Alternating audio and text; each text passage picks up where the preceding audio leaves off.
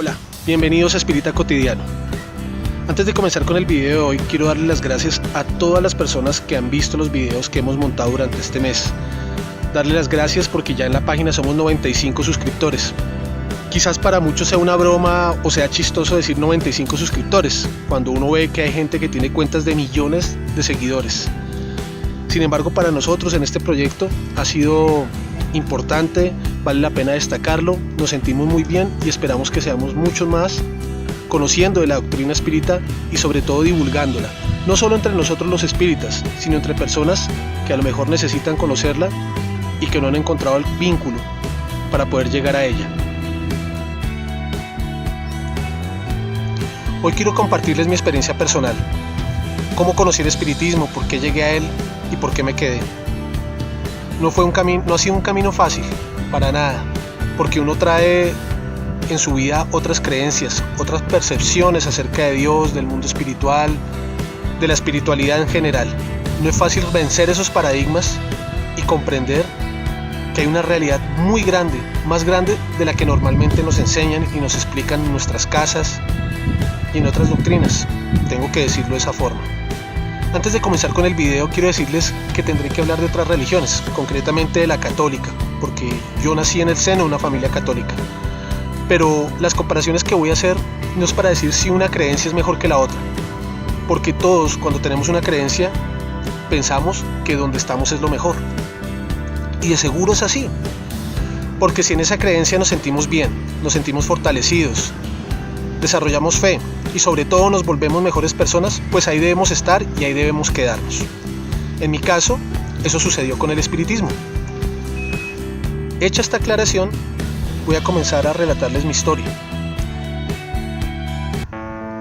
Como les comenté hace un momento, yo nací en una familia católica. A mí me bautizaron, yo hice la primera comunión, me confesaba, incluso en algunos momentos de mi vida, cuando tenía unos 13, 14 años, fui monaguillo. Sin embargo, a medida que fui creciendo, fui notando ciertos vacíos internos que no me llenaban en esta creencia.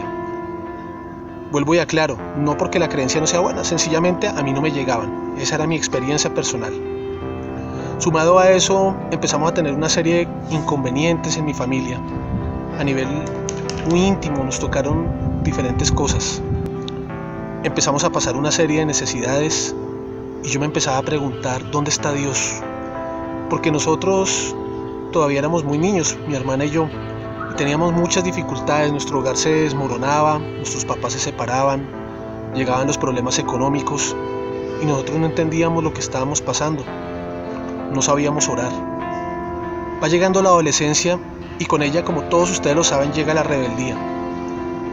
Yo empecé a leer, a enterarme de ciertas cosas, empecé a leer un poco de historia, también en el colegio lo hablábamos, y me enteré de algo que me marcó mucho, que fue el holocausto nazi en la Segunda Guerra Mundial.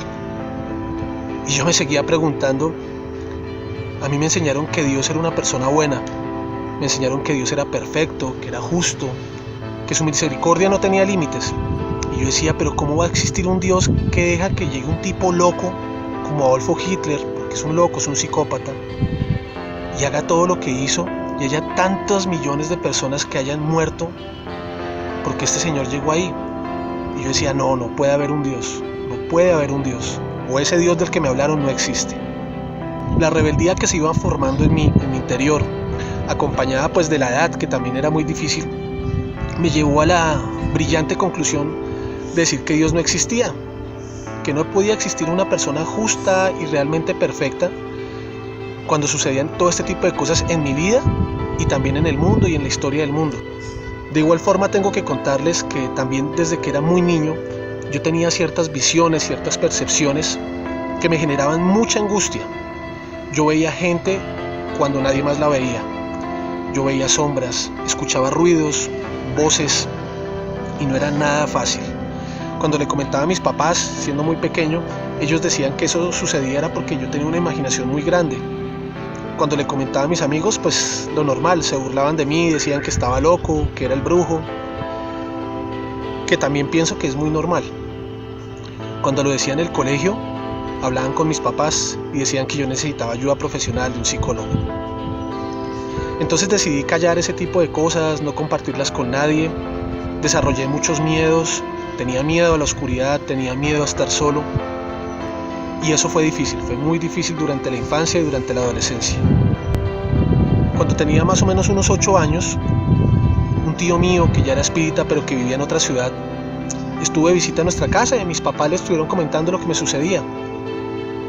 Él nos informó y nos dijo en ese entonces que yo tenía algo que se llamaba mediunidad, que tenía los síntomas de la mediunidad. Cuando yo lo empecé a escuchar, incluso desde que él dijo espiritismo, realmente mi reacción fue de pánico, de terror.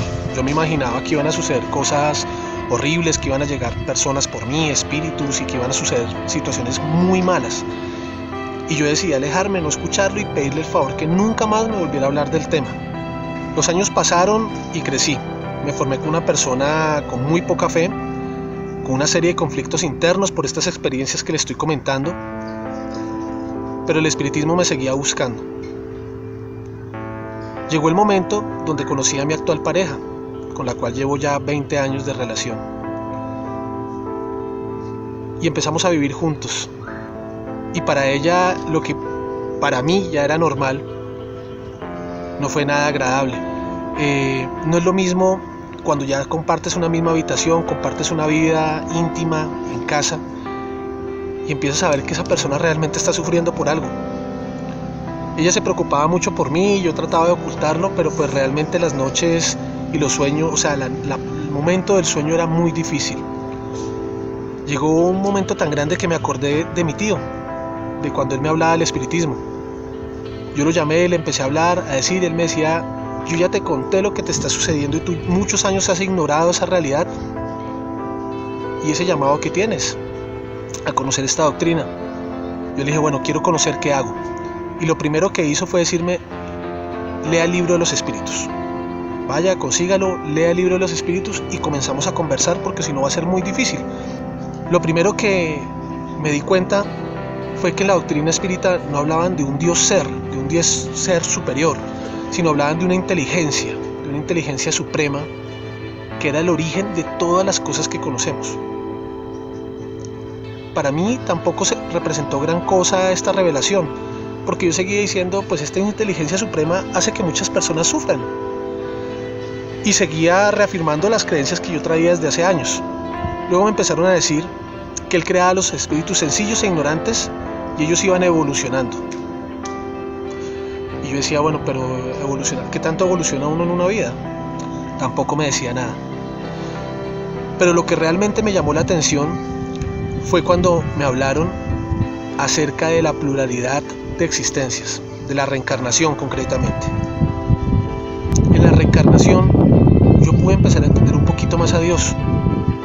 En el espiritismo me contaron que Dios nos da la oportunidad de vivir muchas veces, que cuando morimos sencillamente es una etapa más, una transición hacia un nuevo camino, y que tendremos otras vidas y otras oportunidades para reforzar aciertos que hemos tenido, pero también para enmendar errores del ayer. Para mí esto fue realmente una revelación, quizás para otras personas no, pero yo me sentí identificado, y ahí fue cuando empecé a coger un poquito más en serio esta creencia. Empecé a estudiarla, a leerla, y con esto llegaron las inquietudes, las cuestiones, las preguntas, porque empezó a aflorar en mí de una manera inexplicable esa antigua creencia que yo tenía del catolicismo, y me aferré al catolicismo a pesar de que muchos años lo negué.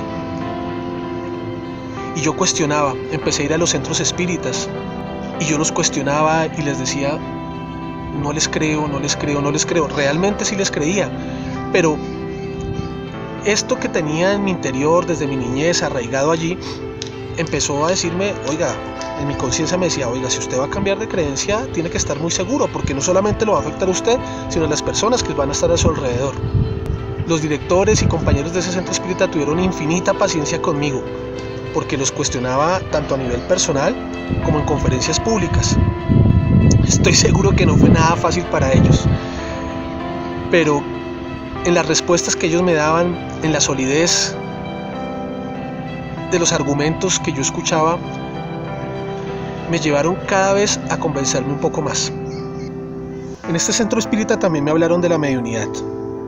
Me enseñaron que la mediunidad es algo inherente al ser humano, que es algo totalmente normal, que no hace parte de un castigo de Dios, pero tampoco es un don que Dios le da a ciertos elegidos.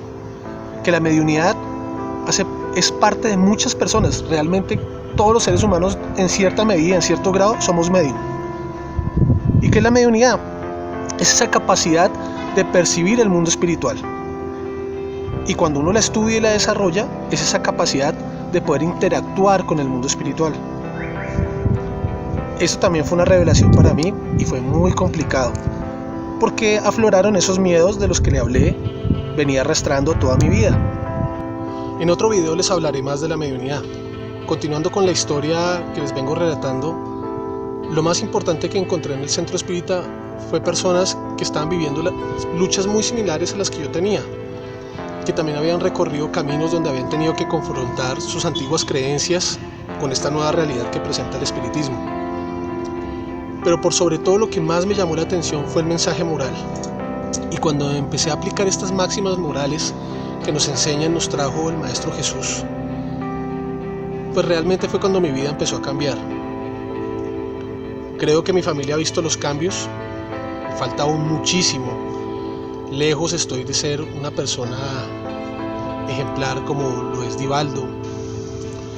Lo que sí tengo claro es que quiero ser un mejor ser humano, dejarle un buen ejemplo a mis hijos y luchar hasta donde más pueda por transmitirles este mensaje moral.